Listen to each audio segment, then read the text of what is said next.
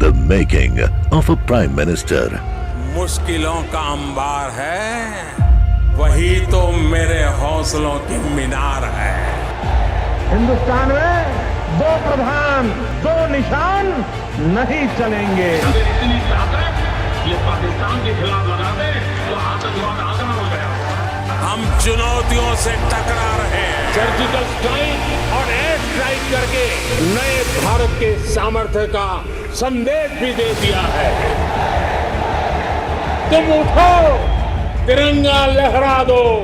जननायक नरेंद्र मोदी के 20 वर्ष पुराने भाषणों पर आधारित एक बेहद लोकप्रिय कार्यक्रम क्या कहते हैं नरेंद्र मोदी।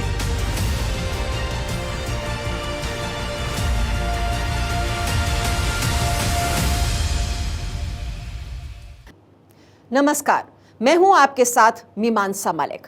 हमारे खास प्रोग्राम क्या कहते हैं नरेंद्र मोदी में आज हम आपको सुनवाएंगे पीएम मोदी का वो ऐतिहासिक भाषण जो उन्होंने 28 जनवरी 2020 को दिल्ली में एनसीसी रैली के दौरान दिया। इस मौके पर पीएम ने कहा कि जिस देश के युवा में अनुशासन हो, मजबूत इच्छा शक्ति हो, निष्ठा और लगन हो, उस देश के तेज गति से विकास को कोई नहीं रोक सकता है।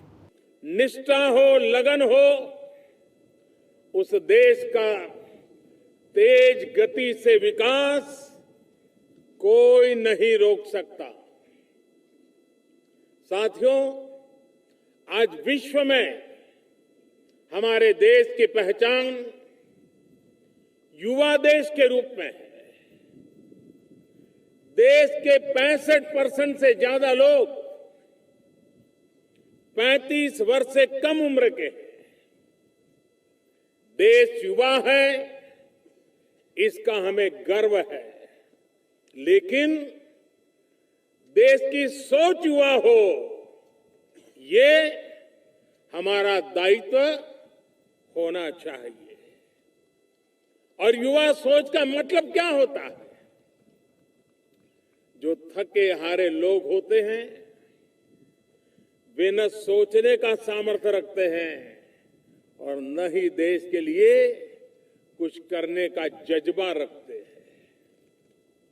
वो किस तरह की बातें करते हैं, आपने भी जरूर ध्यान दिया होगा। उनके मुंह से क्या निकलता है? चलो भाई, जैसा है एडजस्ट कर लो, चलो अभी किस तरह समय निकाल लो, चलो चलो यार आगे देखा जाएगा। अरे इतनी जल्दी क्या है, टाल दो ना, कल देखेंगे। साथियों, जो लोग इस प्रवृत्ति के होते हैं, उनके लिए कल कभी नहीं आता। आपको ज्यादातर जगह ऐसी सोच वाले लोग जरूर मिलेंगे। इस स्थिति को मेरे आज का युवा भारत, मेरे भारत का युवा इस स्थिति को स्वीकारने के लिए तैयार नहीं है। वो छटपटा रहा है कि स्वतंत्रता के इतने साल हो गए, चीजें कब तक ऐसे ही चलती रहेगी? कब तक हम पुरानी कमजोरियों को पकड़ करके बैठे रहेंगे? वो इन समस्याओं का शिकार होने के लिए तैयार नहीं है। वो देश बदलना चाहता है, स्थितियां बदलना चाहता है, और इसलिए उसने तय किया है कि बस अब टाला नहीं जाएगा, अब टकराया जाएगा, निपटा जाएगा।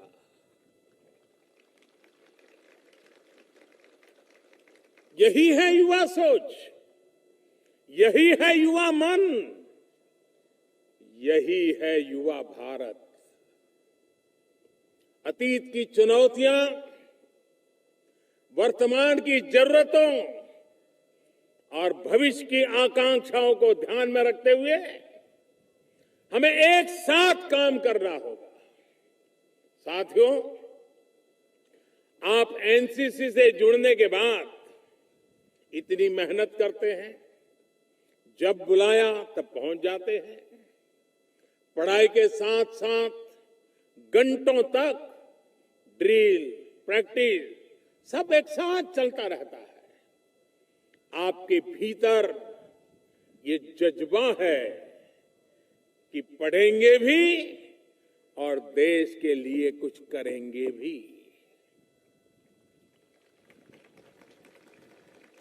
लेकिन चारों तरफ बाहर क्या स्थिति मिल रही है? कभी यहां आतंकवादी हमला हुआ, इतने निर्दोष लोग मारे गए। कभी वहां नक्सली माओवादियों ने बारूदी सुरंग उड़ा दी, इतने जवान मारे गए। कभी अलगाववादियों ने यह भाषण दे दिया, कभी भारत के खिलाफ जहर उगला, कभी तिरंगे का अपमान किया। आए दिन लाखों करोड़ों के घोटालों की खबरें। इस स्थिति को स्वीकार करने के लिए हम तैयार नहीं है। युवा भारत तैयार नहीं है। न्यू इंडिया तैयार नहीं है। साथियों, कभी कभी कोई बीमारी लंबे समय तक ठीक न हो तो वो बीमारी ही शरीर का हिस्सा बन जाती है। हमारे राष्ट्र जीवन में भी ऐसा ही हुआ है। ऐसी अनेक बीमारियों ने देश को इतना कमजोर कर दिया कि उसकी अधिकतर ऊर्जा इनसे लड़ने निपटने में ही लग जाती है। आखिर ऐसा कब तक चलेगा और कितने साल तक हम इन बीमारियों का बोझ ढोते रहते हैं और कितने साल तक टालते रहते हैं? आप सोचिए, जब देश आजाद हुआ तब से कश्मीर में समस्या बनी हुई है। वहां की समस्या के समाधान के लिए क्या किया गया? 3-4 परिवार और 3-4 दल और सभी का जोर समस्या को समाप्त करने में नहीं, बल्कि समस्या को पालने पोसने, उसे जिंदा रखने में लगा रहा। नतीजा क्या हुआ? कश्मीर को आतंक ने तबाह कर दिया। आतंकवादियों के हाथों हजारों निर्दोष लोग मारे गए। आप सोच सकते हैं, कहीं पर वहीं के रहने वालों को, लाखों लोगों को एक रात में घर छोड़कर हमेशा हमेशा के लिए निकल जाने को मजबूर कर दिया गया और सरकार कुछ नहीं कर सकी। आतंकियों की हिम्मत बढ़ाने वाली यही सोच थी। सरकार को, प्रशासन को कमजोर करने वाली यही सोच थी। क्या कश्मीर को ऐसे ही चलने देते जैसे वो चल रहा था? साथियों, जम्मू कश्मीर में आर्टिकल 370 ये कहकर लागू हुआ था कि अस्थायी है। संविधान में भी यही लिखा गया कि अस्थायी है, लेकिन दशकों बीत गए। संविधान में जो अस्थायी था उसे हटाने की हिम्मत किसी ने नहीं दिखाई। वजह वही थी, सोच वही थी, अपना हित, अपने राजनीतिक दल का हित, अपना वोट बैंक।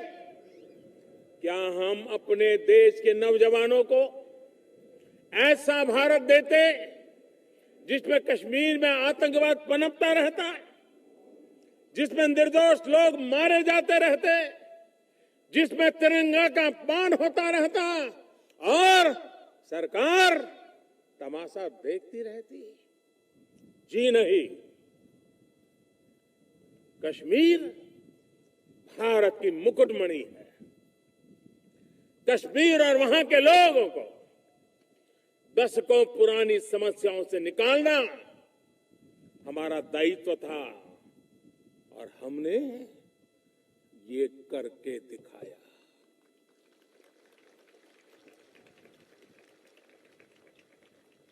सत्तर साल बाद वहां से आर्टिकल 370 को हटाया जा चुका है। साथियों, हम जानते हैं कि हमारा पड़ोसी देश हमसे तीन युद्ध हार चुका है। हमारी सेनाओं को उसे धूल चटाने में हफ्ते 10 दिन से ज्यादा का समय नहीं लगता। ऐसे में वो दशकों से भारत के खिलाफ छद्म युद्ध, प्रॉक्सी वॉर लड़ रहा है। इसी प्रॉक्सी वॉर में भारत के हजारों नागरिक मारे गए, हजारों जवान शहीद हो गए, लेकिन इसके पहले इसे लेकर के क्या सोचते? वो लोग सोचते थे कि आतंकवाद, ये आतंकी हमले, ये बम धमाके, ये तो लॉ एंड ऑर्डर प्रॉब्लम है। इसी सोच की वजह से बम धमाके होते गए, आतंकी हमलों में लोग मरते गए, भारत मां लहूलुहान होती गई। बातें बहुत हुई, भाषण बहुत हुए, लेकिन जब हमारी सेनाएं एक्शन के लिए कहती तो उन्हें मना कर दिया जाता, टाल दिया जाता। आज युवा सोच है, युवा मन के साथ देश आगे बढ़ रहा है और इसलिए वो सर्जिकल स्ट्राइक करता है, एयर स्ट्राइक करता है और आतंक के सरपरस्तों को उनके घर में जाकर सबक सिखाता है। इसका परिणाम क्या हुआ है वो आप भी देख रहे हैं। आज सिर्फ जम्मू कश्मीर में ही नहीं बल्कि देश के अन्य हिस्सों में भी शांति कायम होती चली जा रही है। अलगाववाद, आतंकवाद को सीमित करने की दिशा में हम तेजी से आगे बढ़ रहे हैं और उखाड़ फेंकने का दिन भी दूर नहीं होगा। साथियों, पहले नॉर्थ ईस्ट के साथ जिस तरह की नीति अपनाई गई, जिस तरह का व्यवहार किया गया, उसे भी आप भली भांति जानते हैं। दशकों तक वहां के लोगों की अपेक्षाओं और आकांक्षाओं को नजरअंदाज किया गया। वहां के लोगों को ही नहीं, वहां की समस्याओं को, वहां की चुनौतियों को अपने ही हाल पर छोड़ दिया गया था। क्या हम इस स्थिति को ऐसे चलने देते? जी नहीं, कतई नहीं। हमने एक तरफ नॉर्थ ईस्ट के विकास के लिए अभूतपूर्व योजनाओं की शुरुआत की और दूसरी तरफ बहुत ही खुले मन और खुले दिल के साथ सभी स्टेक होल्डर्स के साथ बातचीत शुरू की। बोडो समझौता आज इसी का परिणाम है। The making of a prime minister. मुश्किलों का अंबार है, वही तो मेरे हौसलों की मीनार है। हिंदुस्तान में दो प्रधान, दो निशान नहीं चलेंगे। अगर इतनी ताकत ये पाकिस्तान के खिलाफ लगा दे तो आतंकवाद आसान हो गया। हम चुनौतियों से टकरा रहे हैं। सर्जिकल स्ट्राइक और एयर स्ट्राइक करके नए भारत के सामर्थ्य का संदेश भी दे दिया है। तुम उठो, तिरंगा लहरा दो। जननायक नरेंद्र मोदी के 20 वर्ष पुराने भाषणों पर आधारित एक बेहद लोकप्रिय कार्यक्रम क्या कहते हैं नरेंद्र मोदी